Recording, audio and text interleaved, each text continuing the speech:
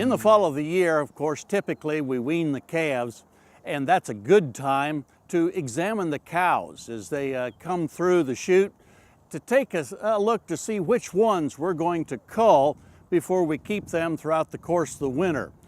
It's obvious that we'll cull a lot of open cows, those that aren't pregnant, because they're not going to have a calf for us next year. No use putting that winter feed into those non-pregnant cows. But another key issue is age of the cows.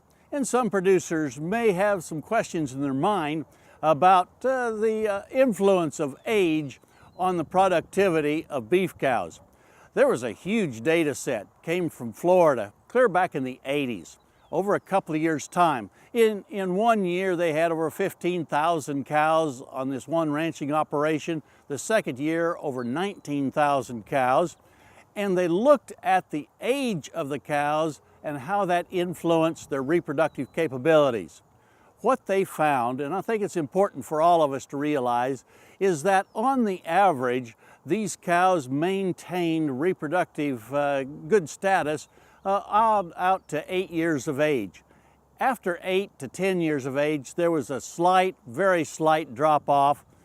After 10 years of age, then the drop-off became more of a decline, more steep, and finally when they got to 12 years of age, then those cows really did have a dramatic difference, a dramatic decrease in their reproductive capabilities. So I think this gives us a little bit of a clue. As we're watching cows that go through the chute this fall, if we know the age of those cows by the number we put on their ear tag or just our own records, we probably want to start looking at these cows, especially at about 10 years of age.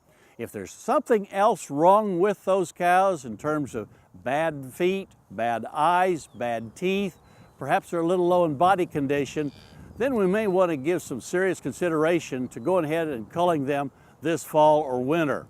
Once we get to 12 years of age, then certainly it's an individual decision on these cows, but I would be very, very, very cautious about keeping cows that are more than 12 years of age through the course of the winter, because what we don't want to end up with is a cow that's very thin next spring, and we have to go ahead and cull her after carrying her through the winter, and we've got a cow that's lighter, lower in body condition, that brings a lot less per pound and a lot less total dollars than she would if we'd have culled her this fall.